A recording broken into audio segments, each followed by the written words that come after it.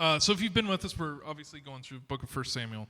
And when we ended last time, we talked about how Israel's finally starting to take a turn. They're becoming good Israel, but even good Israel still makes mistakes, right? Even good Israel is still going to fall short. And this, of course, is just pointing more and more to why we need God, why we needed the sacrifice of Jesus Christ, why Jesus had to come and die on the cross.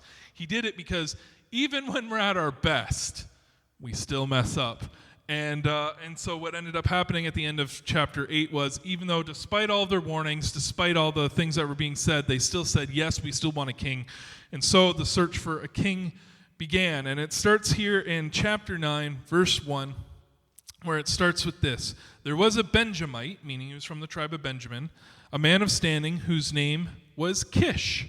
He was son of Abiel, son of Zeror, the son of Bechorath, the son of Apphia?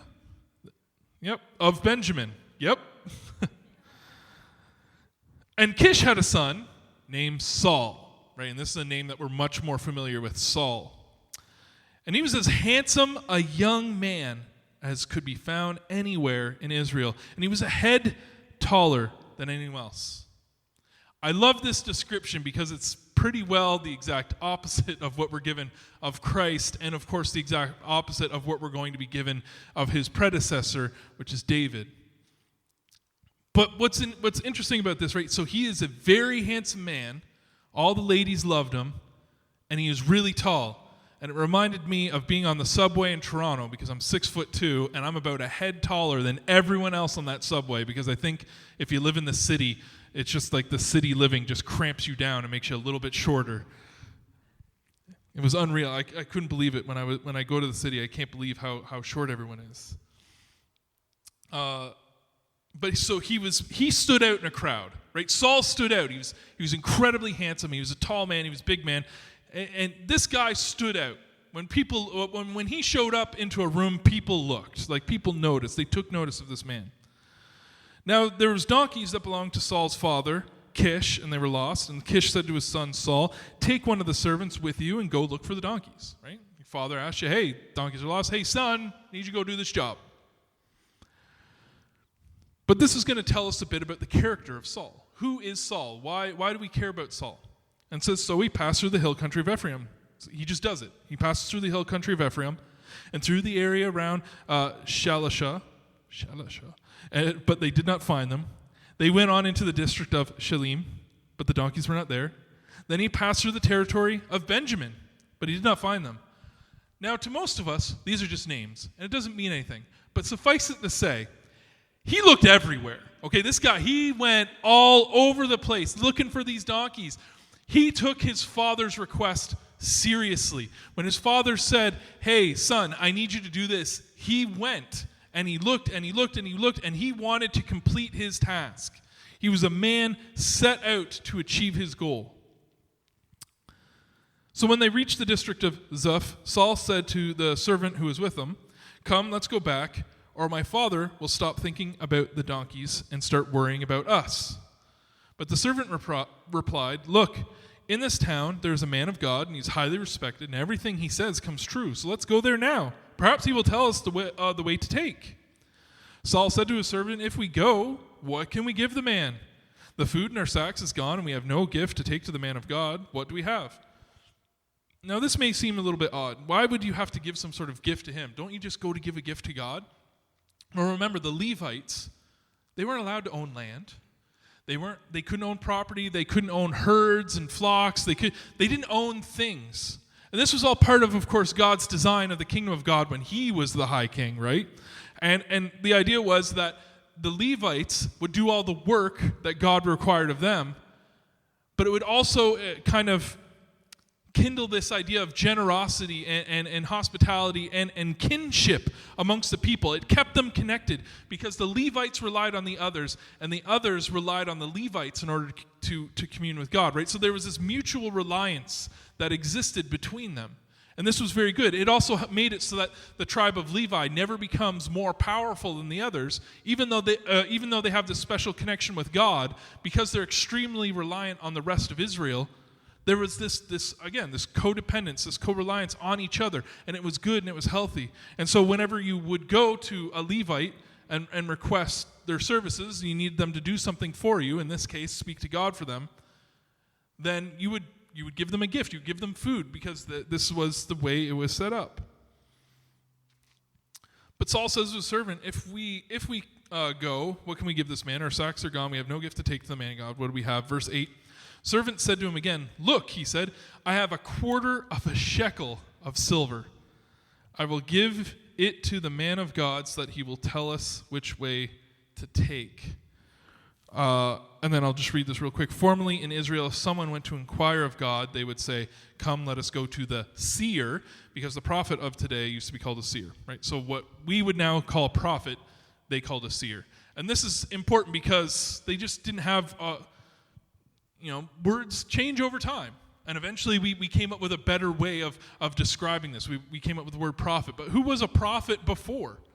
In fact, I can only think of one that would suit the name prophet before, and he was never described as a prophet because they didn't have the word prophet, and that would have been Moses. Right? There was no prophet. There was no person who went and spoke for God before this, other than Moses. And of course, they just needed the term to evolve. And the problem was that they had this word seer, and they give us this clarity because we need to understand that when they say seer, we often think, this is some sort of witch or sorcerer. And they're saying, no, it's not that. It's just that's what the language at the time used. So it's important for us to understand that as well. The other thing I want to mention is what's coming out of verse 8. I love this. So this also, it's both going to tell us about what these people believe and even more about the character of Saul. So this servant of his only has a tiny little bit of silver, but it's his, right? Tiny little bit of silver. I think it's about a quarter of a shekel is about 3 grams, I think it says, when you convert it. It's not very much. It's very, very little.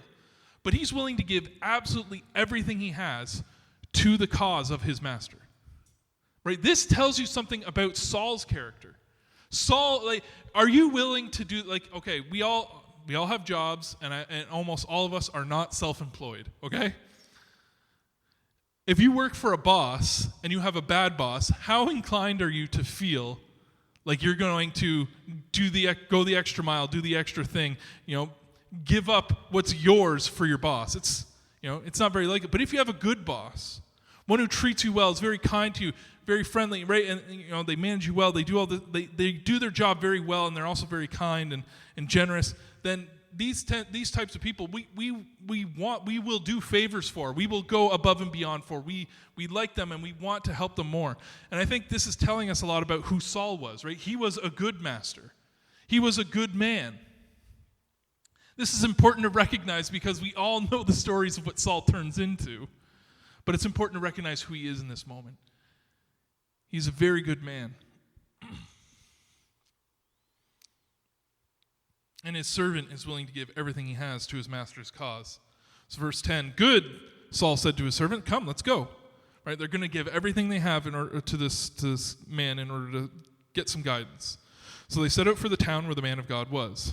And as they were going up the hill to the town, they met some young women coming out to draw water. And so they asked them, is the seer here? Remember, drawing water was, of course, very common, especially in this area of the world, because you can't just dig down and get water. A lot of the water was brackish or bad, and so sometimes, if you could have a well, that was good. And often it became a communal well because everyone needed that same amount of water. And, of course, you didn't have internal plumbing either, so it meant that everyone had to go to the well in order to bring the water home to do everything, baking, washing, drinking, everything, right?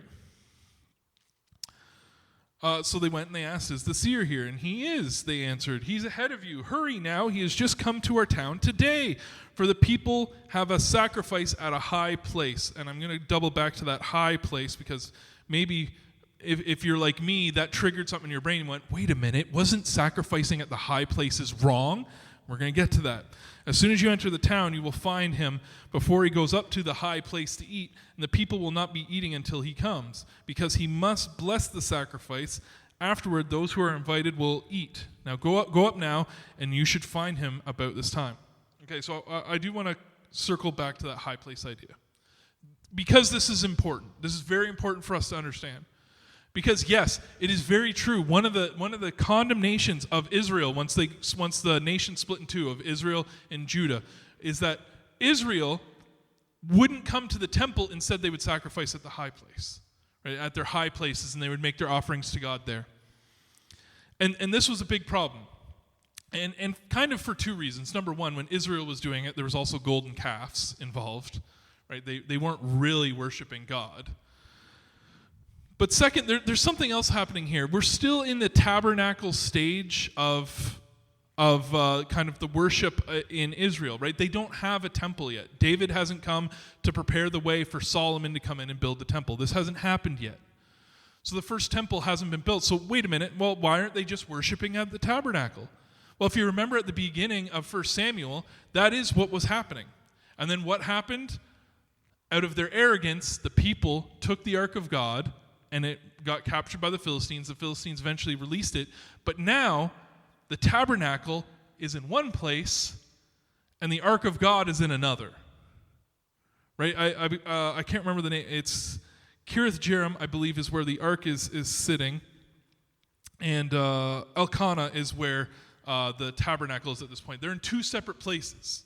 So the kind of temple worship system, the tabernacle worship system is kind of put on hold. Things are kind of going through a transitional period. And so what people were doing, they were genuinely sacrificing to God, not the idols that will later appear, right? Where they also had the Asherah poles, they were sacrificing the Baals, they were sacrificing to their new golden calves, right? Sometimes people think, wait, wasn't golden calf back with Moses and Aaron? Yep, and then they did it again. They didn't learn the first time, so they did it again.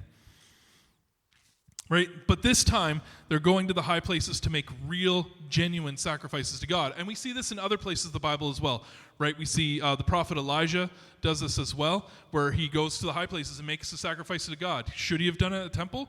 Maybe. But the fact of the matter is, a worthy sacrifice to God doesn't seem to need to be located inside a certain area. And this is important for us to understand today.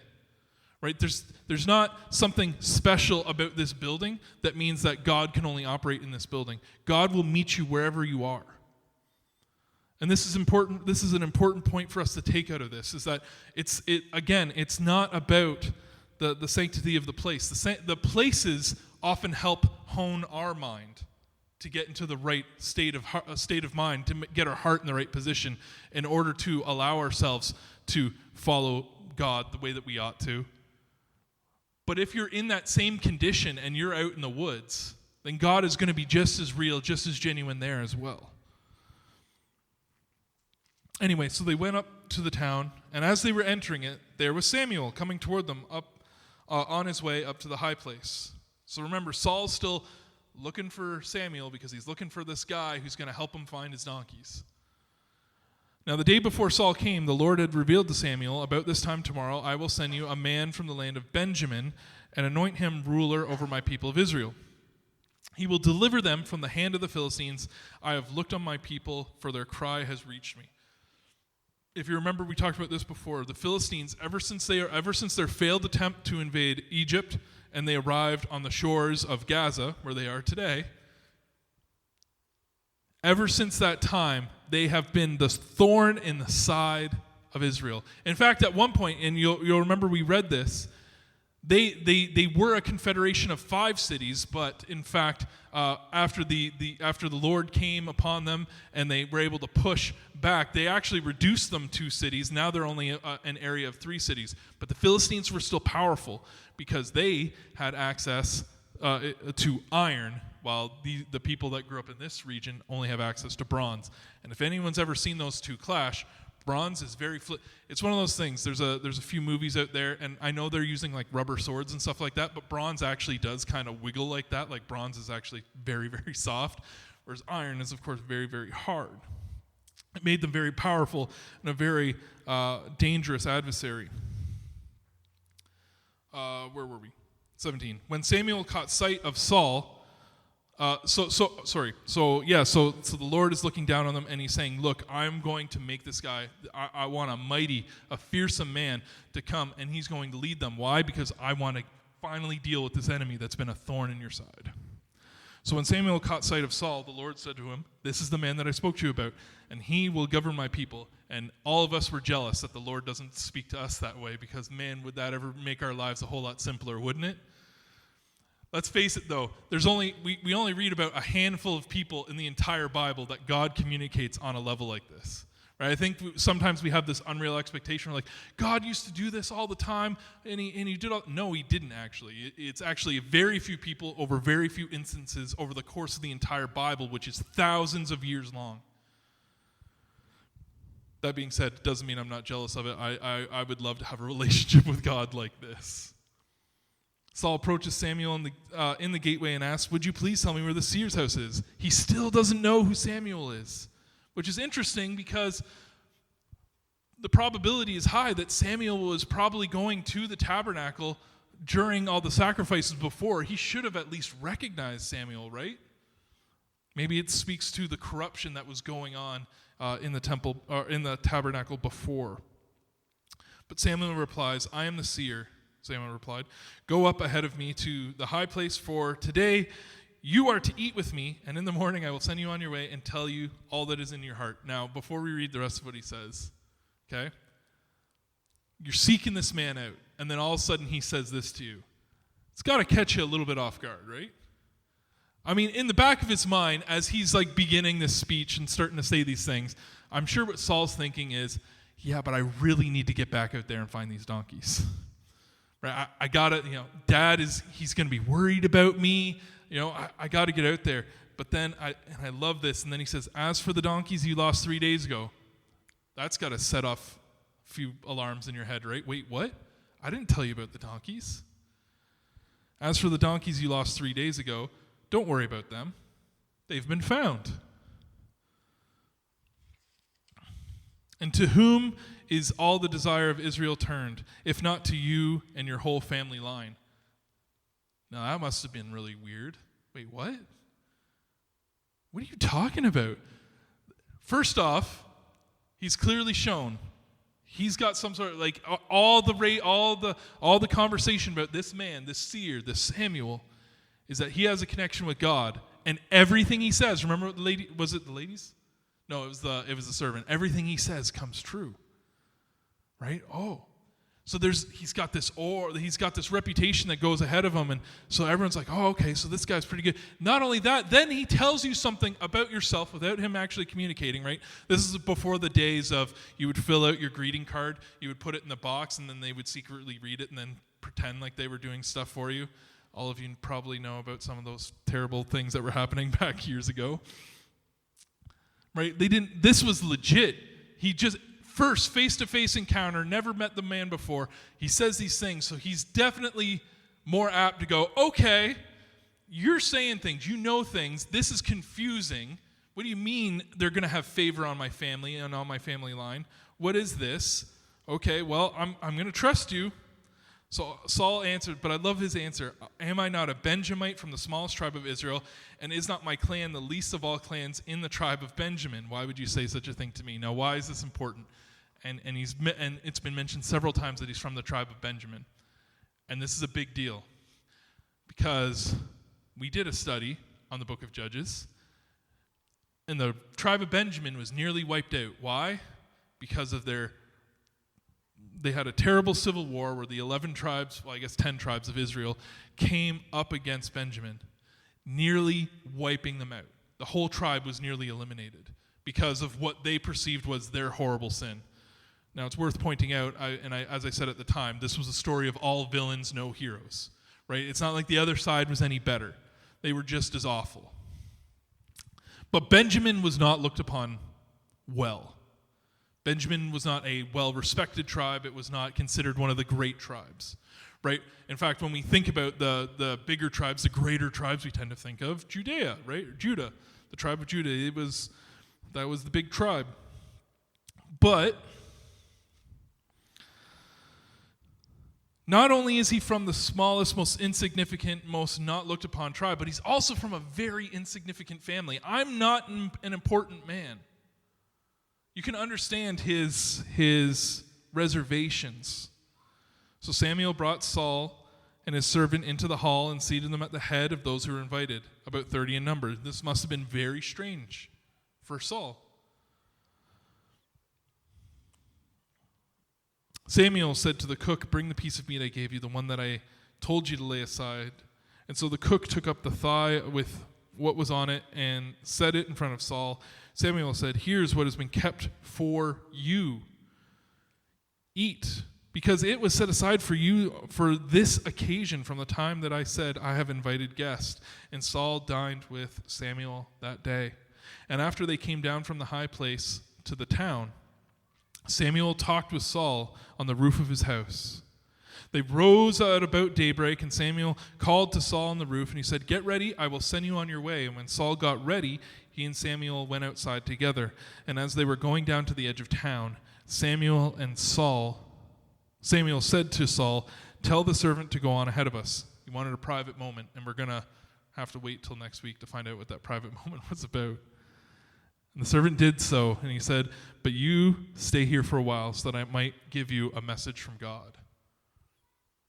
There's a couple things about that too. Number one, when there's a message from God, it's not about you sharing that special message with God with everyone. Sometimes God gives you a message to share, but when God has a message for you, that's for you. And it's important for us to recognize that as well.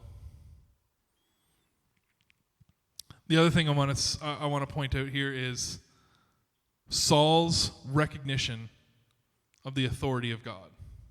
Right? It's what I tried to point out earlier. Most of this chapter has been trying to reveal to us who Saul was, that he was a good guy, that he was a good man, that he was well respected and loved, he was adored by many. In fact, he is very likely to, if he were around today, he's very likely the type of person that people would elect to be some sort of leader. Because, we all say it's about policy, but at the end of the day, we're voting on really superficial things like looks and stuff like that, attitudes.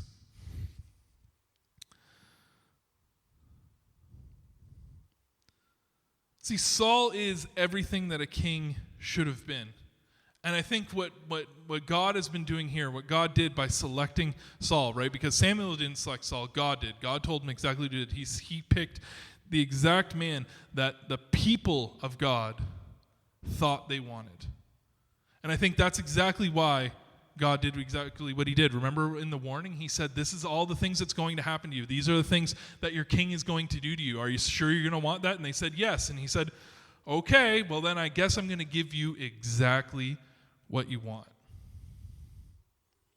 Be careful what you ask God for, because he might answer you.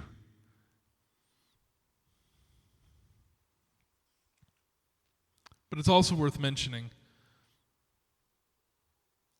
that he didn't start off rotten. A lot of us know the story of Saul. We know how things are going to end. We know things are going to get really, really bad for Saul. He's going to fall prone to jealousy and rage. He's going to try and murder his predecessor, or not his predecessor, that's it, thank you, successor. Right? He's the good man that he is able to fall away. And that is such a good warning for us today. That being that good man, that good woman, being that person of God that we desire to be to today, it's hard work, it's effort, and it requires vigilance and a constant trying to think of how to. I'm thinking like a sentinel, right? Someone who's always on guard, someone who's always watchful and mindful. We have to do that for ourselves and our own hearts and our own minds, because it is so easy to take a little step and then a little step and then a little step, and before we know it, we're nowhere near the person that we desired to be, the person that was in the grace of God, the person that was in God's grace. I wanted to share the end point of Saul, because I think that's a big part of Saul's story here. And we will eventually get there as we continue on through 1 Samuel. We're going to see kind of the changes that he goes through and all these things.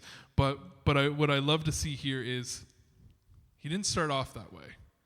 And whenever we start off as Christians and we try and get our lives together and we say, yeah, I want to serve God and I'm going to put my faith in him and I'm going to believe in him and trust him. And then we put ourselves, just like the people of Israel, who they threw away their idols and they said, no more, we're going to worship God and we're going to commit ourselves to him and him alone.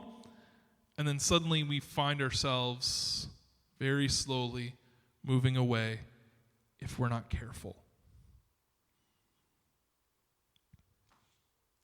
So are we willing to be that vigilant, to have that role?